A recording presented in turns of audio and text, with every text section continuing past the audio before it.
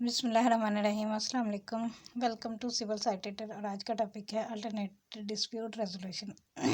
Relevant provision है जिसकी at first section 89 of the CPC was repealed by arbitration act 1940। Now section 89A of CPC which provides for alternate dispute resolution by civil courts is repealed by alternate dispute resolution act 2019। Torts of Mediation Centers of District Judiciary Punjab issued by Honorable Lahore High Court Lahore, Arbitration Act 1940, the Family Courts Act 1964 under Section 10 Pre-Trial Reconciliation, under Section 11 Post-Reconciliation Proceedings, the Muslim Family Laws Ordinance 1961, Section 6, 7, 9 pertaining to arbitration at stages of talaq, permission of second marriage, maintenance of wife and children. The Local Government Ordinance 2001, Section 102 to 106 provide for Muslihat Anjuman offices. The Custom Act 1969, Section 195C provide for alternate dispute resolution. Income Tax Ordinance 2001, Section 134A, Income Tax Ordinance 2001 also enunciate alternate dispute resolution. Federal Excise Act 2005, Section 38. Any aggrieved may apply to the board for the appointment of committee for the resolution of any hardship or dispute। Sale tax act 1990 section 47A। मतलब ये जितनी सारी provision दी गई हैं इन सब में alternate dispute resolution के बारे में मतलब बयान किया गया है। Concept of alternate dispute resolution. The recent trend throughout the world is to minimize the interference by the courts which the parties have voluntarily chosen a forum of their own choice। मतलब कम से कम अब ये जो है alternate dispute resolution ADLR जिसे हम कहते हैं उसकी तरफ रुझान जो है वो लोगों का बढ़ रहा है जिसमें कम से कम कोर्ट की इंटरफेरेंस शामिल हो और कोर्ट पार्टी जो है वो खुद एक ऐसा फोरम यूज़ कर लें जहाँ से उसके मसाइल हल हो सकते हैं। The courts can interfere to the extent as provided in the act 2015 MLD 746 के इस्लाम में ये बात हेल्ड की गई है और एक्ट से मुराद आर्बिट्रेशन एक्ट 1940।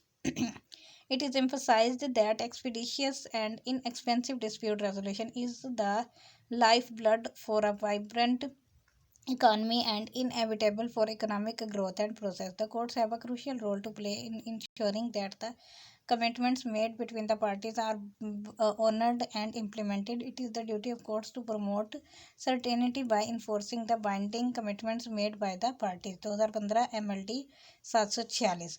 अब इस ये जो अल्टरनेट डिस्प्यूट रेजोल्यूशन है ये तो एक तो कम एक्सपेंसिव होता है और जल्दी हो सकता है। जो कोर्ट्स का प्रोसीजर है वो काफ़ी एक्सपेंसिव होता है और लेंथी होता है, लेकिन ये जो ADLR की प्रोसीडिंग होती हैं वो एट अर्लीस्ट पॉसिबल मतलब अपॉर्चुनिटी पे हो जाती हैं, क्योंकि इसमें जो लॉ का वो एक CPC वाला लेंथी प्रोसीजर है वो अप्लाई नहीं होता है, इसलिए ये वाले केसेस जो है वो जल्दी डिसाइड हो जाते हैं। लेकिन फिर भी कोर्ट इसमें इंटरफेयर कर सकती है इस हद तक कि वो देखा जाए कि पार्टीज़ ने जो कमिटमेंट की थी वो उसी के मुताबिक इम्प्लीमेंटेशन भी हुई है या नहीं हुई।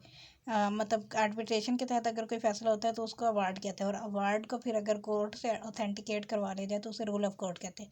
तो बेसिकली ये रूल ऑफ कोर्ट की बात की गई। The court to bring an end to the controversy and for expeditious disposal of case by consent of the parties में adopt any alternate method of dispute resolution including mediation, reconciliation or any other means which invariably includes arbitration। 2011 CLC 758। मतलब कोई भी matter court के पास अगर कोई भी case pending चल रहा है तो कोर्ट पार्टीज की कंसेंट के साथ कोई दूसरा अल्टरनेट मेथड यूज़ कर सकते हैं जिससे उनकी सुलह करवाई जा सकती है या दरमियानी कोई रास्ता इख्तियार किया जा सकता है जिससे कि वो मामला जल्दी हल हो सके। Since settlement of disputes through compromise and amicable means is one of the recognized modes, there is no factual or legal impediment in disposing of the matter in such a way। PLD 2005 Lahore 742।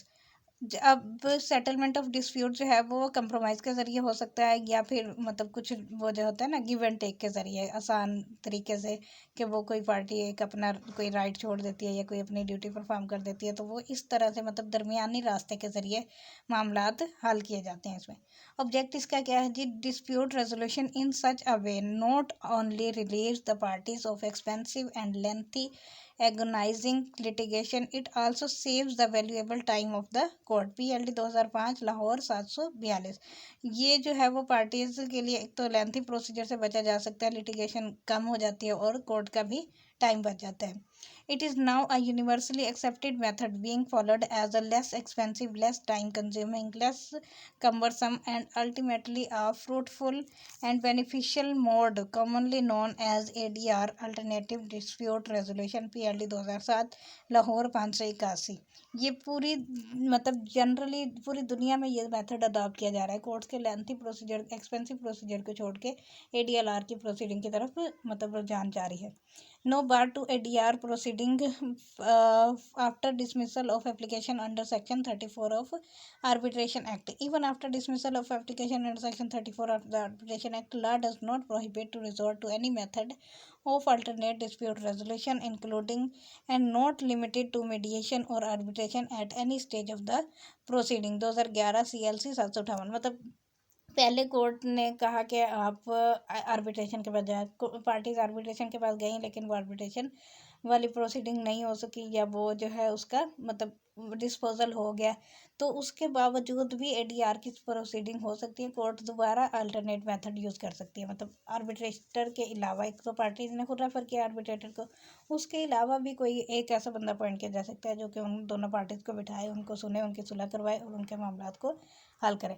Needless to say that even at one point of time, the party had not agreed to arbitration, will not be a bar in perpetuity or subsequently resort to such arrangement. Even under Section 21 of the Arbitration Act, parties to the suit may at any time before the judgment is announced apply in writing to the court for an order reference to arbitration. 2011 CLC 758. इसमें ये भी held हुआ कि party जो है वो judgement pronounce होने से पहले तक कोर्ट को अप्लाई कर सकती हैं कि वो अपना ये फैसला आर्बिट्रेशन के ज़रिए करवाना चाहती हैं. Dismissal of the original suit in default while matter pending before mediation center. While matter remains pending before the mediation center for further proceedings in terms of order itself, suit cannot be dismissed for non-prosecution as it is not fixed for hearing before the court, and therefore such an order of the court dismissing the case for non-prosecution is altogether without jurisdiction and void ab initio. 2016 SCMR 2023. बस इतने ही. आगे जो है वो amendment of judgment, decree and order वो हम अगले topic में पढ़ेंगे. Thank you so much for listening. अल्लाह हाफिज़.